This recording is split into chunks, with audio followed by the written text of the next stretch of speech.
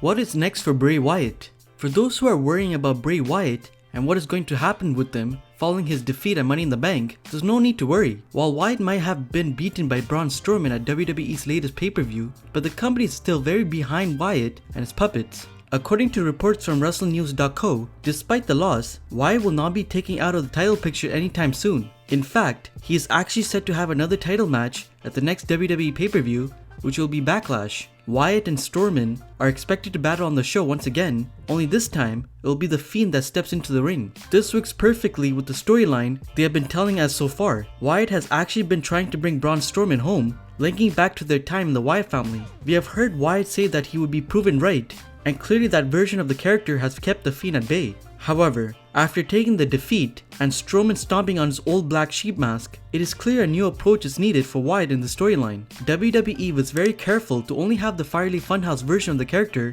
at Money in the Bank for several reasons. Firstly, it keeps the Fiend character special, as this is a gimmick that should be safe for bigger occasions, and the less it is used, the bigger it will be when it is. But also, it worked perfectly in allowing Wyatt to not be hurt by the loss. The Firely version of the character isn't as aggressive and isn't as invincible as the Fiend has been built up to, hence why he didn't kick out of the running power slam. When the Fiend goes face to face with Strowman, it is much more likely that he'd be kicking out a few finishers because the version of the character is much stronger. It would certainly be an interesting angle to go down, pitting two genuine monsters against each other in what would be a huge title match. It also means WWE can keep the storyline going for longer, which maintains Wyatt's credibility. Fans are worried about what will happen with Wyatt when he starts losing too many matches, as this was the big problem with this cult leader character. However, so far, Wyatt has only lost twice since the split personality gimmick began. The Braun Strowman match was the first time that the Firely Funhouse version of the character was defeated,